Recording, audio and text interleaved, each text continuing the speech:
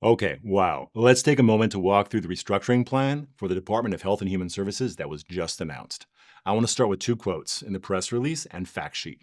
First, quote, restructuring will improve Americans' experience with HHS by making the agency more responsive and efficient while ensuring that Medicare, Medicaid, and other essential health services remain intact. Okay. And another quote, this reorganization will not impact Medicare and Medicaid services. Now that's interesting. Those are two quotes to watch closely in the weeks and months ahead. All right, now moving to the rest of the restructuring. According to the release, HHS's budget has increased by 38% over the past 4 years, and staffing has grown by 17%. So, in response, this new plan outlines some pretty major changes, including staff reductions, merging of internal divisions, and centralizing several administrative functions. Here's what they've laid out. The number of full-time employees would go from about 82,000 to 62,000. 28 divisions would be reduced to 15. 10 regional offices will be consolidated down to 5.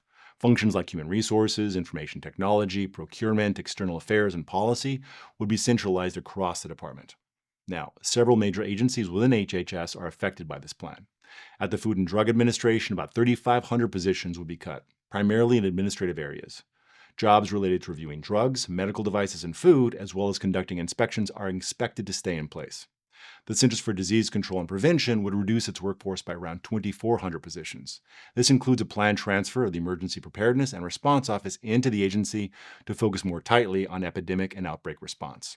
The National Institutes of Health would consolidate support services like procurement and human resources across its 27 research institutes, with around 1,200 job reductions planned.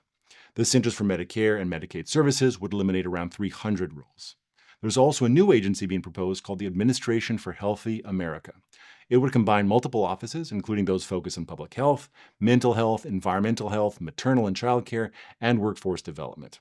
The goal is to better coordinate programs that support people with limited access to care. Another new leadership role, the Assistant Secretary for Enforcement, would be created to oversee civil rights, administrative hearings, and investigations related to fraud or abuse. Two of the department's research and planning offices would also be merged into a single office of strategy, which would analyze data and evaluate how well programs are working.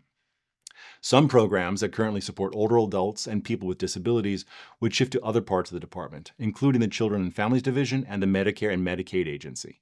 According to the department, these changes would result in roughly $1.8 billion in annual savings.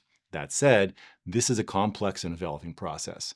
The scale of changes is significant and it will take time and people much smarter than me to fully understand how this impacts services, staffing, and public health outcomes. So let's keep a close eye on all this and what changes are ahead for Medicare and Medicaid services.